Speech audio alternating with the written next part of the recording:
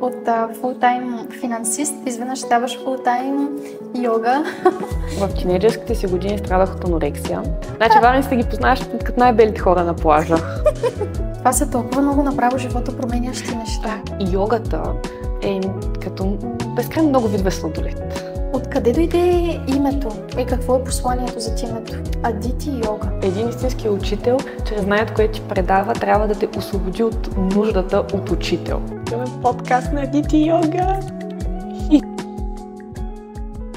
Здравейте и добре дошли в първия епизод на подкаста на Адити йога, в който ще ви запознаем не с кого да е, ами именно с основателя на студиото и един от преподавателите. Това е Вели, която има страст към предприемачеството. Освен това е организатор на събития по тантра, съвместно с Sky Институт по тантра. Освен това прави авторски водени медитации и е сериен предприемач с 3 фирми до момента, а по образование си икономист и финансист. Здравей! Кариерата ми започна от барман. Само това мисля, че не изредихме. Добре, Вели, искаш ли да ни разкажеш малко да започнем от твоето детство и така ще проследим твоя професионален път до днешна дата? Какво дете си била, в какво семейство си израснала? Чудесно. Да. Добре, не беше чак толкова отдавна. Така, какво дете бях? Много срамежливо дете и много спокойно. Даже си спомням имах много голям проблем с детската градина и почнах примерно от средата на втора група, защото просто не исках да се отделям от тогава. Баба ме гледаше и майка ми, нали? И като ме заведе там, почва супер голям рев и съответно те ме връщат в къщи. Тук накрая, нали, трябваше да ме оставят в един момент. Аз ревах и реших, че като протест аз просто ще стоя на едно място, на един стол. Също може да се каже, че съм била и над. И седях на този стол, ама това се случи примерно в рамките на много дни, потенциално може би и повече от една година в детската градина. И в един момент, седейки на този стол, съзнах, че пък може би нещо ме притеснява да отида при другите деца, защото вече съм достатъчно ексцентрична под една или друга форма. Всъщност малко още назад, тъй като съм само дете и може би и поради това някак си не съм имала много други деца около мен. Както и де. Това беше аз като дете, много упорито, срамежливо и послушно. На едно място. Ще ти кажеш послушно дете, обаче в същото време си стояла на стола и си се инатила. Добре, де. Послушно. Самоанализата не ми е най-силното нещо. Добре, всъщност тогава, да кажем, към ученическите ти години, имало ли някакви спортове или активности, които си практикувала и ти е било така? Така, значи, отново детската градина почваме. Имаше допълнителни дейности в детската градина, които предлагаха и съответно нашите от тогава започна тенденцията ме записваха на всичко, което е за учене. Съответно, в детската градина ме записаха на какво? На английски език. Не мога да кажа, че научих английски език тогава, обаче седях и учих. И всъщност някакси това ми беше и цялото възпитание, че трябва много да уча, за да мога после много да работя. И бих казала, че всичките ми извънкласни дейности по един или друг начин са били свързани с това. И вече беше, когато аз станах малко по-голяма и самостоятелна и си избирах какво искам да правя. И тогава всъщност започнах да ходя. Първият ми спорт някога беше бокс. Вау! Да. И стигнах до някъде между с бокса, обаче пък аз, защото исках и така по-професионално да го правя, пък то нямаше къде да се състезаваме, момичета. Аз си бях малко такова странно телосложение. Така, не стигнах много далеч с бокса. И какво да го правих? Като модел се вживявах известно време, защото бях много слабичка. И опитаха да ме набутат към баскетбол и волейбол, обаче аз просто с топка не исках да се занимавам. До тук всичко във Варна се случва и там си израснала? Точно така, да. Окей. Морско дете. То и с телосложението на модел, и с стена на модел. Чудесно. Да, абсолютно бяла и прозрачна кожа, защото във Варна, значи Варна си ги познаваш като най-белите хора на плажа. Добре. Би ли ни разказала за твоята първа среща с йога? Кога беше и как се случи? Случайно ли беше според теб? Много добре се върза също с предишния въпрос. аз много учих в гимназията. Дори през летата винаги съм била на някакви школи, някакви академии, нещо допълнително. Я език уча, я кандидат студентски изпит, защото по нове си мислех, че кандидат съм медицина и изкопах цялата биология и химия. И аз много уча, много уча.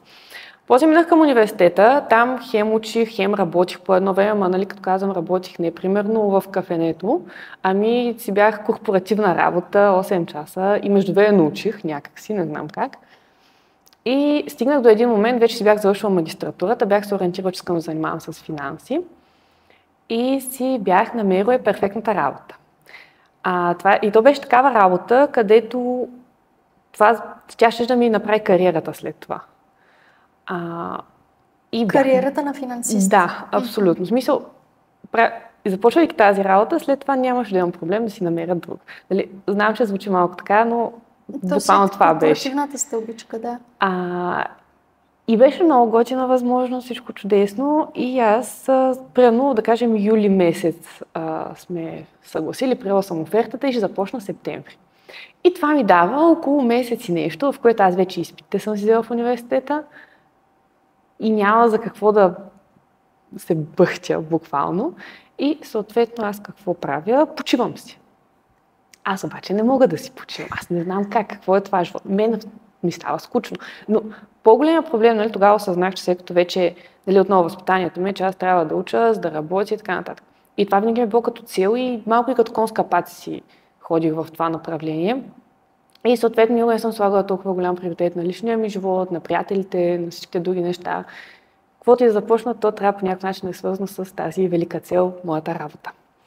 И така. И аз обаче сега това е решено. И аз имам много време. И аз започвам да мисля и осъзнавам, че има някаква така празнота в моя живот. И какво правим с тази празнота? Буквално, какво правим? И аз се депресирах. Имаше един период, нали, пак това е Варна, лято е, готино е, ходим на море. И аз ставам сутринта, имам цялото време на света да се кефя на живота и вместо това аз не виждам смисъл да изляза навънка. Това защото накъде води всичко. И почнаха такива екзистенциални мисли, какъв е смисъл на живота, моят живот, има ли смисъл, ако утре няма какво ще стане. Мисъл, тежки работи по принцип. И се срещнах всъщност с първия ми йога учител, където пак отново беше такова бизнес събитие, тотално различен контекст, обаче в крайна сметка се заговорихме за йога. И то даже не беше толкова... Аз преди това знаех какво е йога, но даже от време на време в YouTube си гледах някакви неща. Свързани с йога. Да. И си викам, това ще е много готино, нали? Просто е тенденциозно, обаче не съм започвала наистина. И та, срещнах се с този човек, който после, нали, ми стана първи учител по йога. И си говорихме за всичките неща, които тогава ме вълнуват, за цялата вселена, за какъв е смисъл, за потока на живота. И въобще И всичко това някакси го сведохме до момента тук и сега. И няма да го забравя, беше много красиво. Една тераса, един варненски балкон, по друг начин казано. Лятна вечер, то е топличко. И ние седим, нали, навънка и си говориме само двамата. И той, човека, каза, и има едно нещо, което се казва вътрешна вибрация. И това, нали, е твоя звук. Сама какво е това? И вземи ръката, сложи на гърдите си и почна да прави м. В смисъл И аз съм какво е това странно нещо, нали? Обаче някак си изведнъж за първи път от супер много време, аз наистина присъствах в този момент. Мозъка ми беше спрял да функционира просто и като едно хамстерче в колелото. И бях окей. И всъщност, нали, двамата живеем в София, той има часове и аз съм окей, значи ще се прибера в София и ще отида на йога. И де-факто това беше истинския първи момент, в който нещата потръгнаха в посока йога. Това е момент, в който ти си мислила за някаква друга работа, завършвала си едно образование, една магистратура и в този момент всъщност започна ли е тази работа, за която каза? Да, смисъл, това пак беше периода точно преди да започна въпросната работа и то спокойствието беше поради липсата на нещо, което аз трябва да правя. Когато трябва вече да правиш нещо, правиш каквото искаш и задаваш въпроса какво искаш да правиш. И това е труден въпрос. Точно така. И оттам те е отвело и до това по-тежко състояние, за което сподели. Точно така, да. т.е. може да се каже малко или много, че в толкова правилен момент е намерила йогата, че може би те е спасила до голяма степен от това състояние. Спаси ме със сигурност от много неща, тъй като тя после ми промени курса на живота. Очевидно, да. Виж къде сме. Да. Така че не знам къде щях да бъда в друго обстоятелство, но със сигурност вярвам, че за добро съм тук. т.е. покрай срещата с йогата ли тръгна твоя предприемачески път и стана така, че ти вече имаш 3 фирми по-късно, докато си мислила, че ще бъдеш в корпорация, финансист и така нататък? Да, не. Това си ми е друго нещо, което явно си ми идва отвътре с предприемачеството, защото, пак казвам, аз съм много конкретно възпитан. Тоест, ти работиш и си намираш работа някъде за някой друг, който ти плаща. И това е. В смисъл, моите родители не са предприемачи, не са имали бизнеси и съответно, по-скоро концепцията е била работиш някъде. Обаче, аз с изградени структури вече съм малко по... Мога да се справям, обаче предпочитам да правя нещата по мой си начин. И някаква креативност почна да ми излиза отвътре, всъщност, което е другото нещо, че преди йога може би не съм имала и начин да изкарам тази креативност навън. Но, така, беше COVID и се събрахме с приятели и какво правиш по време на COVID? Нямаш какво да правиш. Ще играем бордови игри. Обаче, сме играли всичко, което има. И си викаме, не може някъде да намерим, без да ги купуваме. И стигнахме там до един сайт на някакво кафе за бордови игри, което се намира в Русе, примерно, които казват, че може да си наемеш от тях бордови игри, обаче ако чиш там на място, дадеш им 100 лева депозит, после ще си я върнеш на място. И то как стани сме в София. И си казах, окей, това е бизнес. И това ще го направим на бизнес. И си хванахме това на приятели да направим фирма, която, да ти кажа, не стигна далече. Може би 3 поръчки да сме имали в тази фирма, но за сметка на това изградихме и структурата, имахме някакви процеси, платформа имахме, даже всъщност се свалихме миналата година, защото вече нямаше смисъл. Изпокарахме се, естествено, кофаундерите, класическите неща. Това ми беше първата фирма и после всъщност, аз йогата не съм я разглеждала никога като бизнес, защото вярвам, че като сложиш парите като цел на това да споделяш йога с хората, някак си почва да се... изменя се доста. Абсолютно, да. Всъщност, кога се случи това твое решение ти да си основеш твое йога студио? Какво те потикна? Какво те доведе до там? Чистата случайност. Абсолютно чиста случайност. Значи, имах желание, така се бях известно време работих като финансист в Англия, в Лондон. И се бях върнала и си подновявах практиката и имах запитвания за индивидуални уроци. И съответно аз търсих пространство за това. И случайно се бях запознала с един човек, който имаше фитнес тогава, или такъв комплекс с йога зали и вика, супер, може да дойдеш да ги използваш. Аз съм чудесно. После се оказа, че това място се дава под наем. В смисъл, сменят са наемателите и сега се търси нов. И ме пита, искаш ли да вземеш за студио? Викам, да, разбира се, че искам. Това звучи супер готино. Накрая не го взехме това място, това е тотално различно място, но всъщност тогава по абсолютно случайен начин се зароди идеята. Обаче аз вече намерих още хора, които искат да участват, почна да се заражда концепция. Си казвам, това ще е супер яко. Супер яко. Аз нямах абсолютно никаква представа какво следва. Ама абсолютно никаква. Така.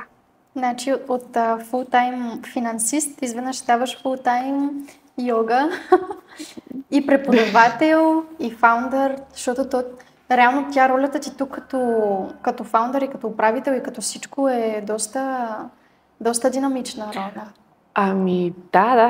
Това е, че аз си представях, че просто ще имам едно прекрасно място, където ще водя часове и всичко ще бъде много хубаво.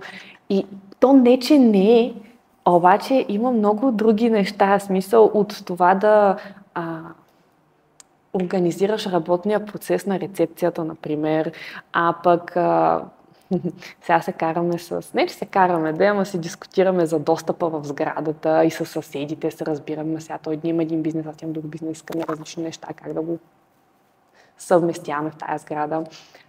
Всякакви такива неща, маркетинга.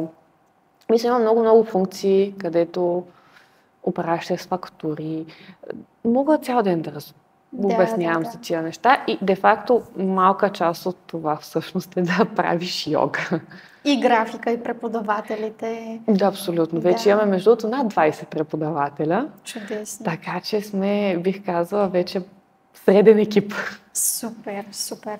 А всъщност в началото, преди да се озовеш тук в Aditi, какви бяха като предизвикателство от пречки? Смисъл, искала си да се случи, но как се случи? Какъв беше пътя?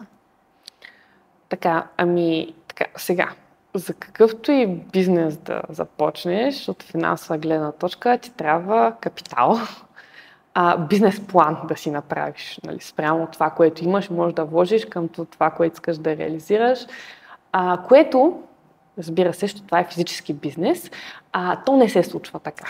Всъщност, може би всеки бизнес не се случва, но аз бях между другото наскоро на една лекция и там обясняха. Беше точно за нереализирани бизнес идеи, провали в тях и дойде един човек и вика: и колко от тук вас имат истински бизнес, колко от вас занимават софтуер. Да. Идеята е, че когато особено е физическо място и ние супер голям ремонт всъщност направихме, нищо не беше по план, но така, всеки бизнес започва с един план, който е всичко друго от реалността. Ориентировачен. Точно така, да. Започнахме с това, после тръгнахме да търсим място, избрахме място, после почнахме да правим ремонт, трябваха ни майстори за някакви неща. Да кажем, че не знам, някак си, и може би така ми се случва, но сравнително плавно вървяха тези неща. В смисъл, има едни такива закони на Вселената, привличане и така нататък, където като нещо ти трябва по някакъв начин идва. И да кажем, че така се случваше до един момент, макар че понякога ти трябва да ти предизвикателства и Вселената и тях ти ги праща. Абсолютно. Нали, не са само хубавите неща. Да почваме да правим ремонт. Някакъв брандинг трябваше да направим, сайт да направим, договори с доставчици, с партньори, с цялата организация, тъй като всъщност нещо много важно тъй като исках да направя сравнително голямо пространство, защото ти просто ако си твърде малък, нали, пак е София, голям град има доста конкуренция и наемите не са ефтини. И си знаех, че ако сме твърде малки, някакси ще изгубим измежду всичкото. Не исках да сме и супер огромни, защото нали, твърде голямо да започнеш без история е много трудно, но и някакси исках да запазим и автентичността на нещата, да се чувстваме, нали, може би не като семейство, но като поне ни близък кръг от хора. И другото нещо, което е за да оцелееш като йога студио, в 90% от случаи трябва да работиш с мултиспорт. Просто защото сме в бизнес район и това е много... Има много офиси наоколо, които предлагат. Да. И всичките бенефит пакети включват под един или друга спортна карта. И съответно аз много исках да работим с всичките. То е много забавно, защото ти искаш да отвориш вече да имаш тия договори. Едновременно с това обаче те идват, искат да видят какво студио, с което сключват договор. Бяхме на така. Имахме част от стените, ма не всичките и вратите май ги нямахме, но вече имаше някаква структура да им покажем какво мислим да направим. Паркета. Паркета. Това да са, между другото, паркета, защото той се реже, ламината и отделно и дървесината, която трябваше да се реже за съблекалните, това беше просто прах, който ти излезе от под ногтите. И тук се прибрал вкъщи и си мил 10 пъти ръцето, продължава да за този прах от под ногтите ти. Това са ремонтните дейности. Абсолютно, много е забавно. Но пък виж резултата. Резултатът си е наистина похвален. Да, аз имам един въпрос, който ми изникна още първи път с теб, като се запознахме и като разбрах, че ти стоиш за това прекрасно място. Откъде дойде името? Какво е посланието за името? Aditi Yoga. Така. Добре, сега. Първо, ние не бяхме в началото Aditi Yoga. Значи, и това е важно за моя личен предприемачески бизнес път и развитието ми като личност, честно казано, но и за историята на студиото е много важно. Ние започнахме 3 съдружници. Съответно бяхме аз, един от моите ученици, който всъщност имаше травма, ходи много време на йога и в някакъв момент реши, че иска да инвестира в студио. И също така, тъй като знаех, че ми трябва още една инструкторка, или поне така си мислех на времето, и ме запознаха и с още една дама, която се занимаваше с въздушна йога. И започваме тия трима човеци. И всъщност името дойде от нея първоначално, то беше различно и беше нейната концепция. И беше, започваш с буквата А. Така, сега, тук има и много доза практично, защото ние последствие, ние тримата осъзнахме, че заедно не може да работим. Всеки има различна цел, защо е тук. Мисля, аз искам да... Йога значи свързаност. Аз искам да създавам свързаност на човека с себе си, човека с другите хора, с нещо по-голямо. Всички имаха много добри намерения и много вложихме в място. Но различни цели няма как да работим заедно. Визия, и трябва да се разделим. Обаче това не беше красиво разделен. Това беше един по-скоро грозен развод. И нашето дете беше на средата. Но да кажем, че аз взех попечителството и трябваше много бързо да ребрандираме. И обаче логото всъщност, тъй като аз го бях избрала, беше малко по-различно, същия шрифт и същата форма, просто цветовете по-спроменихме. И аз много исках да се запази. И де-факто, чисто практично, защото навсякъде вече сме брандирали някакви неща, или в сайта седи определен размер, не искам цялостно се променя концепцията и съм някакво, тя трябва да е близко по дължина. Това име, пак казвам практично, обаче различно и да носи нещо зад себе си, естествено. И всъщност така стигнахме до Адити, което Адити, тя е една ведическа богиня. И всъщност в текстовете, някои от текстовете, тя се ходи по небето, яздейки феникс. И тя е майка на много от боговете в пантеона и даже се разглежда като женското проявление на вселенската енергия. И това е нашето красиво име. Прекрасно. И също така ми звучи благозвучно. Много хубаво звучи, наистина. Как ще се сети за нея, като за самата богиня, за името й? Беше ресърч. В смисъл беше ресърч на неща, които биха фитнали. Защото аз другото, което много държах да е някаква дума, която да има по-дълбоко значение, по една или друга форма да е свързана и с Индия, с йога, с философията. И беше много ресърч. И то, другото, което трябваше да има и което сега го няма в други йога студия. И не е супер комерциално. И за да сме разпознаваеми по някакъв начин, така стигнахме с много ресърч. Но е така лесно да го запомни човек. Чудесно.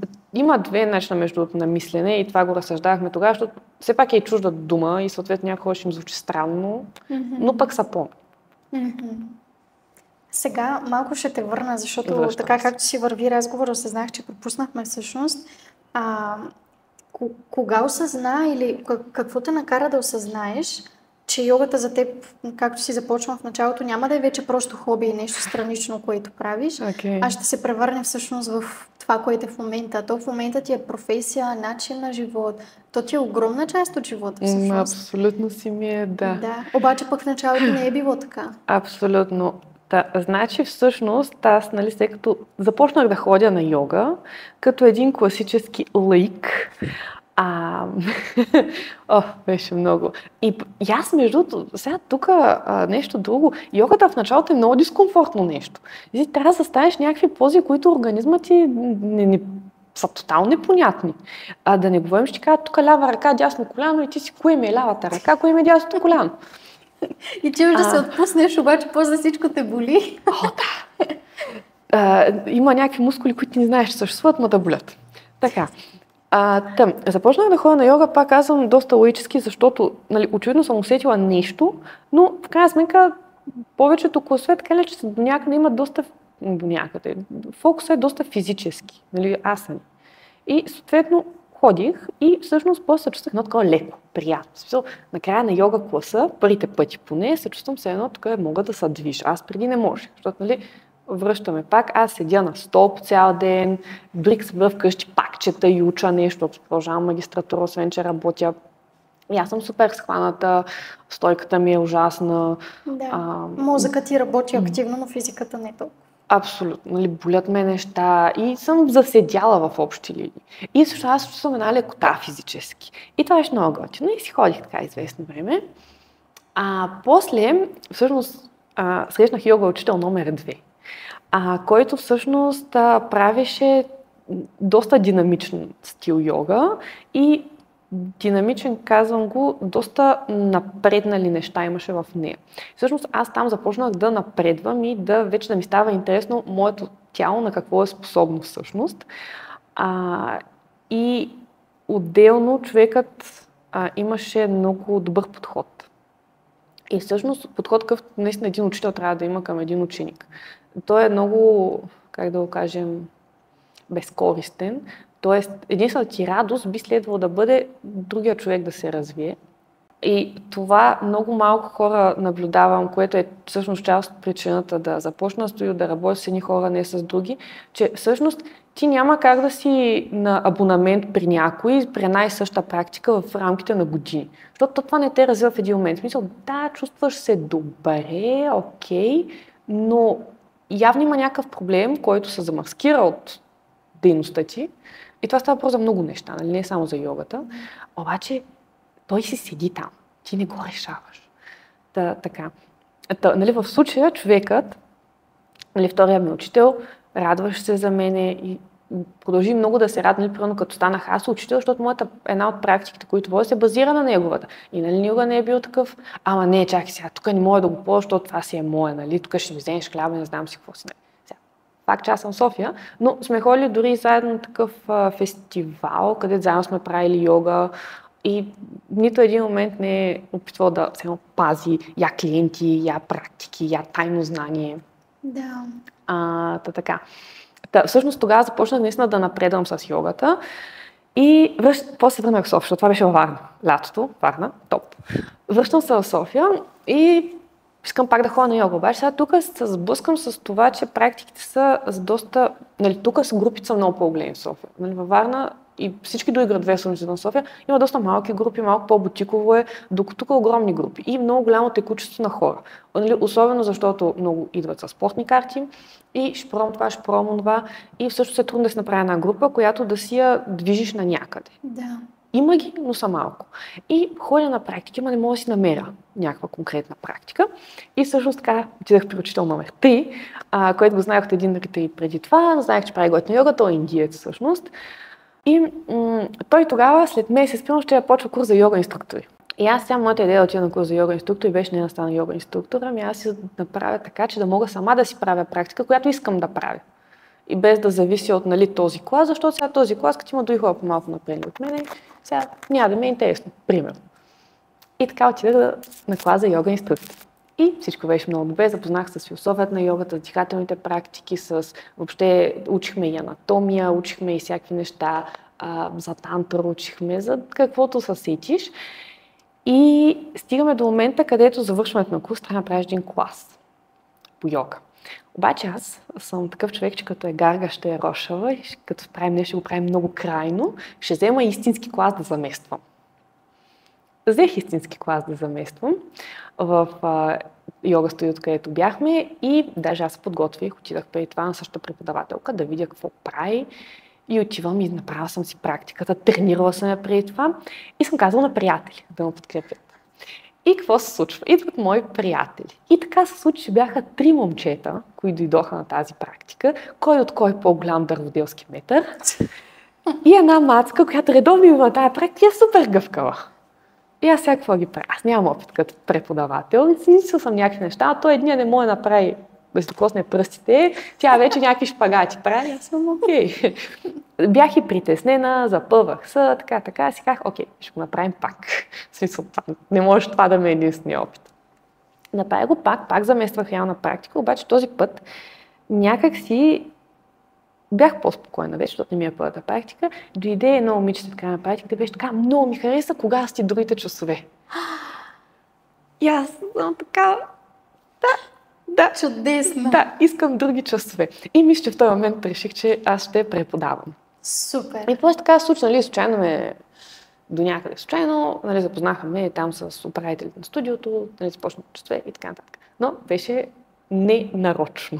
Никакъв случай ненарочно. Да, то си било просто следствие на събитията и обстоятелствата.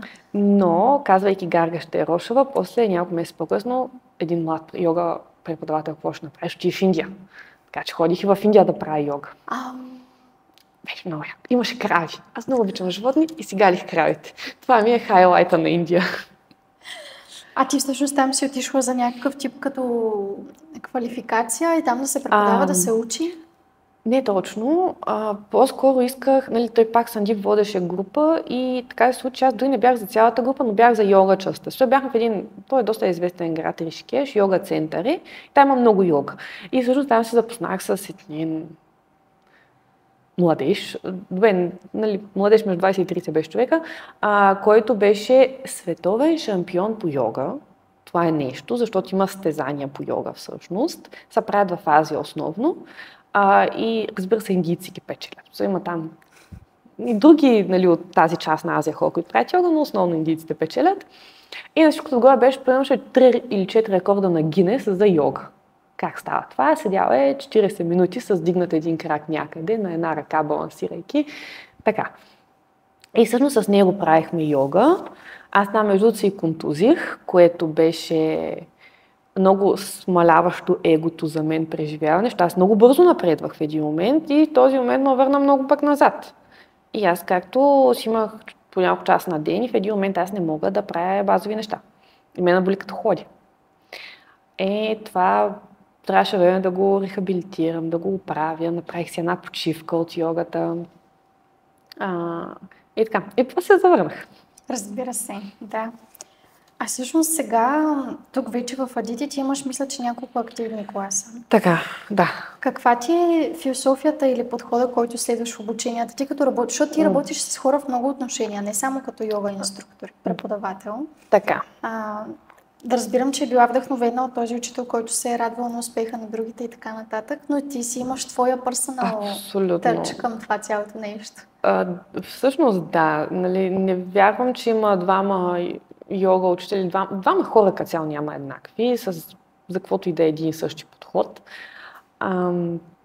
И съответно, предполагам, съм си взела добрите практики от различни места, включително и, нали, корпоративния ми опит също. Тук наскоро се занимавах ходих на питчинг състезания, фандрейзинги. Всичките тия неща по някаква форма са се отразили, но може би трябва да дадеш конкретна ситуация, защото е общ въпрос.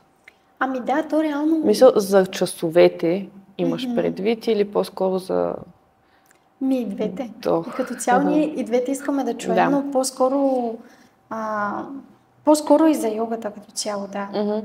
Ами, пак казвам, завръщайки се към значението, което е свързаност, подходът ми винаги е някакси човешки. В смисъл искам да видя, защото нали всички сме кълба от емоции, от стрес, от някакви външни програми, които някой някога ни е втълпил, че са част от нас. От нали, преживяването, които сме от много неща сме съвкупност, но нали, винаги подходът ми е да намеря тази човешката част в човека, да се свържа с нея и да си говоря всъщност с нея. И оттам нататък вече всичко мисля, че се получава реално. Чудесно. И това е много предразполагащ подход, така че хората за сигурност им е много приятно. Не мога да кажа, че 100% успешен. Има хора, с които не съм успяла да се разбера във времето. По една или друга форма, но... Всъщност след цялото нещо там, как са се обърнали нещата в твоя живот, как би казала, че йогата ти е повлияла чисто така и на теб като личност и на развитието на... Да. Така. Няколко направления. Станах много по-спокойна. Бях много голям нервак. Което беше много добре за корпоративната стълбица. Между другото, на първия ми работен ден подеха една акулка, менчука такава, защото аз ще ставам акула, нали, в финансовия свят. Така. Корпоративен звяр. Да, така. Това са си някакви инсайд джок. Аз точно си я пазя тази акулка. Имам си такива... До едно омче си я държа вече. Защото са две страни на една монета. Та станах много по-спокойна и това всъщност осъзнах, че аз нали, вярвах, че това, че се паля много бързо, така, експлозивността всъщност, мислех, че нещо много хубаво и много полезно. После осъзнах, че ако успееш да задържиш така спокойствие, много по-ясен е умът ти, за да взима правилните решения. То всъщност какъвто и бизнес да имаш, най-важното нещо е да можеш да взимаш правилните решения в точния момент. Това е едното нещо. Другото е сега чисто физически бих казала. В тинейджерските си години страдах от анорексия. Модел. Предразполагаше средата. И всъщност след това аз почнах излязах от това състояние. Това беше доста тегаво, защото сега пълно седях и си броя 800 калории за този ден, ама до калорията си изчислявам. За целия ден? Да, за целия ден. Аз бях 47 кг на този ръст. И мисля, че тяха то не ребрата. Така, всяка една костичка. Така както и да е. После минах на друга фиксация с храната, почнах да ходя на фитнес, пак да си меря всичко до грама, протеина и така нататък. И всъщност с йогата за първи път успях да се освободя от тази маниакалност за какво точно аз ще ям. Да. И дали ще ям. Само реално хората, които са страдали под някакво отравителни разстройства, знаят, защото това не е нещо, което се излекува в някакъв момент, обаче йогата всъщност точно това направи за мен, защото спрях да го мисля. Това беше много освобождащо. Толкова пространството ми се отвори да мисля за каквото и да е друго. Това е. И друго нещо, което бих казала, станах малко по-сенситивна към света. Мисля и физически, и емоционално, и всякак. Вау, това са толкова много направо живото променящи неща. От една случайна среща с един йога учител във Варна. Прекрасно, прекрасно. Това е много хубаво. А всъщност сега, ако можеше да се върнеш назад и да си кажеш нещо на човека, който си била тогава и потенциално на хора, нали, които слушат и имат същия проблем, какво би споделила? Всичко ще е наред. Да. Защото понякога наистина трябва някой да ти каже всичко ще бъде наред. И има начини. Защото всъщност йогата, тя е така източно учение, което е много старо де-факто. И всъщност ние на Запад някакси имаме по-нови методи за справяне с света, които де-факто доколко са наистина ефективни, не знаем, но все пак, аз преди да се позная с йога, нямах представа, че има толкова мощен инструмент, който така да ми промени живота. И всъщност не знаех, че има начин. И всъщност това е, че с каквото и да се сблъскаме, винаги има някакъв начин да го решим, дори да не знаем, че той съществува или какъв е. И това е, поне за мен, успокояваща мисъл. Много, да, много. Добре, ако да се върнем тук и сега, защото ние така или иначе дойдохме до вече това как се е случило студиото и така нататък за теб като преподавател. Би ли искала да споделиш ежедневието ти в момента как изглежда? Предполагам, то ще е много разнообразно. То е много ще е много вдъхновяващо за много хора. Така. Откъде да започнем? Значи аз се върнах в един мой стар модел, работя изключително много. Ставам сутринта и започвам. Всъщност, и това е много полезно би било, може би, на доста хора, които искат да започнат бизнес, физически основно, никакъвто и да е. Ти като имаш бизнес, той винаги се случва. Няма такова нещо като почивка. Или ти да не си на работа. Може и да не си в студиото, но нещо се случва. Някой ти звъни. В България Viber е канала за бизнеса, така че Viber гърми през цялото време. И така, ставам, най-вероятно някой ми е писал, звънял, нещо там организационно трябва да се случи. Сега вече зависи от деня, защото имам и часове в студиото. Но основните неща, с които се занимаваме, е чисто управленската дейност на студиото, което е, както казах, всъщност ти го каза, инструкторите, графиците, едновременно с това бизнес девелопмента, искаме да правим нови неща, готини неща. Както миналия уикенд организирахме този тантра семинар, всъщност това е събитие, което в България такива учители няма. Искаме да правим неща, които са наистина живото променящи, колкото и така нескромно да звучи, може би. С това се занимавам доста. Отделно, всичките неща по физическото действие на студиото се случват. Вечер обикновено имам йога класове. Покрай другата ми фирма, другия ми стартъп всъщност. Там се занимавам с тотално различни проблеми, но и те някакси влизат в ежедневието. На доста нетворкинзи ходя, беше на последно време съм понамалила. Та горе-долу се прибира, може би в един момент към 11-12. Котката вече е много нещастна. И така. Деня ми е хаотичен. Не бих казала, че има един начин, по който минава деня, но всъщност има много работа. Има много работа и разнообразно, което всъщност за мен е много готино, защото всеки ден е някаква нова различна задача, предизвикателство и нови решения да се намират. А кое е нещото или нещата, които ти си подаряваш и правиш за себе си, че да те държат още по... Нали, освен, че всичко, с което се занимаваш на теб ти харесва и ти дава удоволствие, но трябва да има някакви неща, които правиш за себе си, примерно не правиш компромис с тях, за да... Това е добър въпрос и защото аз всъщност наскоро се научих, че трябва да слагам някакви граници и точно да казвам, тук няма да има компромис. Но мисля, че разковничето е точно това, че правя неща, които всъщност ми харесва да правя. Тоест, или по-скоро даже не толкова ми харесва, защото не всяко нещо ми харесва, което трябва да правя. Нали, идва края на месеца, имаме 50 фактури. Не ми харесва. Обаче трябва да се направи. Но е свързано с нещо, в което вярвам. И още повече нещо, което вярвам, че е и полезно на другите. И всъщност казвам нещо, че е полезно, колкото и кофти ден си имал, като се беше вкъщи, си удовлетворен, защото си направил смислени неща. Много хубаво. А какво, ако можеш да си дадеш на себе си някакъв съвет, който да ти е за... Примерно, защото съм сигурна, че ти като се наблюдаваш и като ти се случва твоя живот на тебе, си казваш, ето това може по някакъв начин да се случи по-добре. Някакви неща, които ти си знаеш, че от теб си зависят. Много със сигурно. Защото ние хората постоянно се анализираме и си казваме как, нали, постоянно гледаме в някаква посока, в която да се подобрят нещата.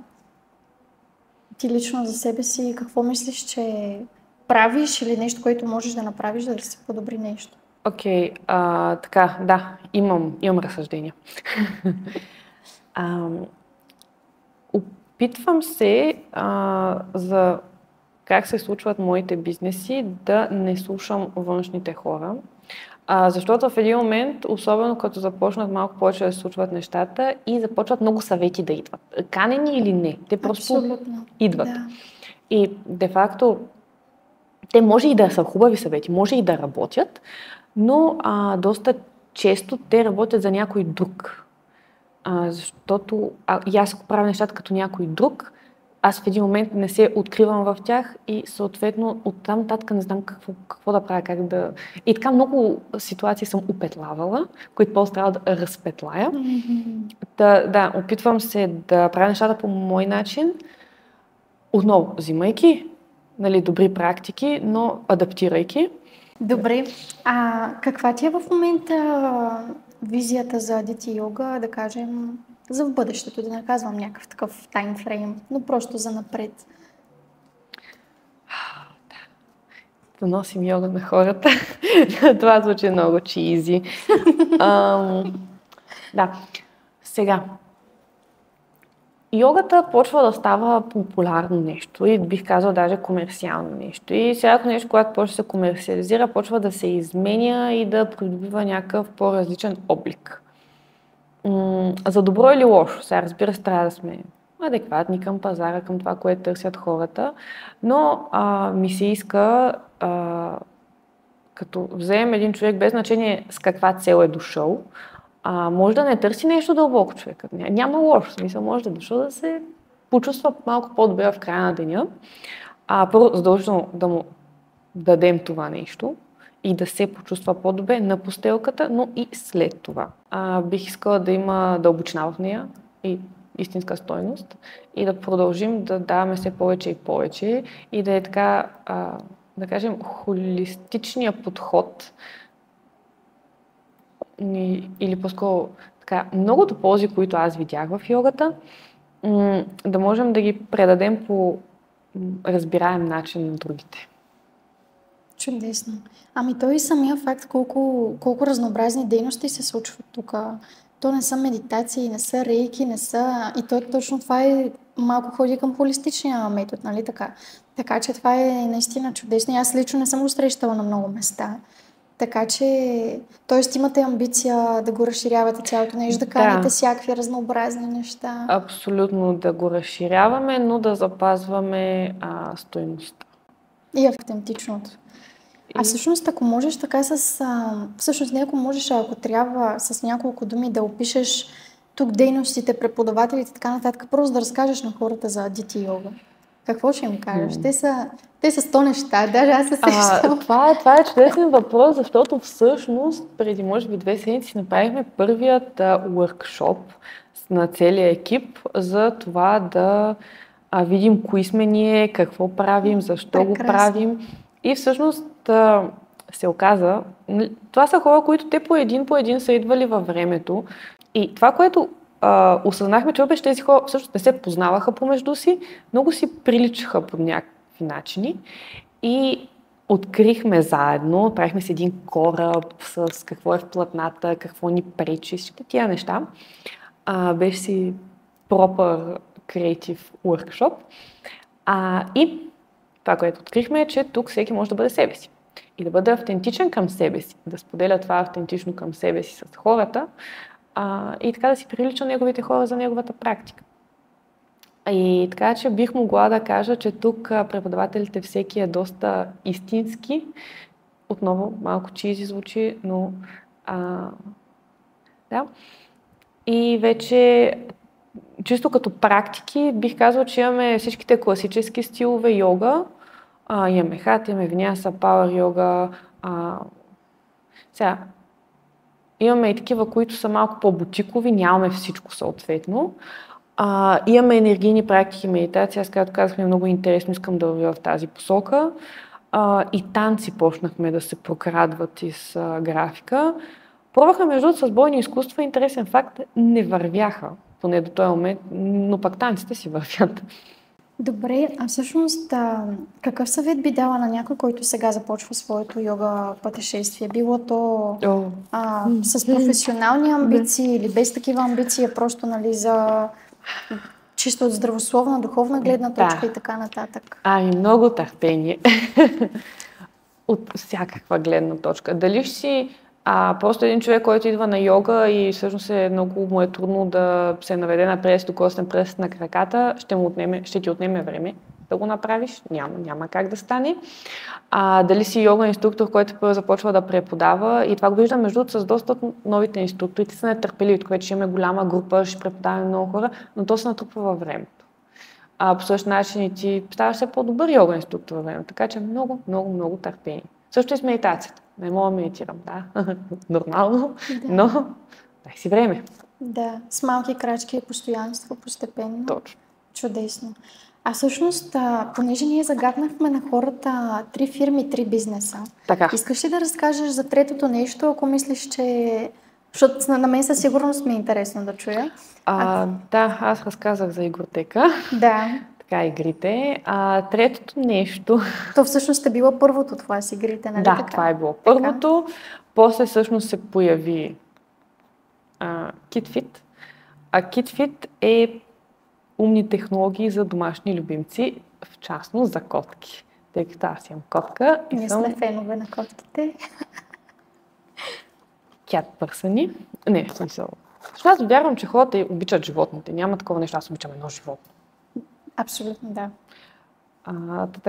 Това, което се опитваме да направим там, е всъщност да помагаме на собствениците да се виждат по-добре за животните си и съответно да се позиционираме в сферата на превенцията и профилактиката даже, но основно превенцията, т.е.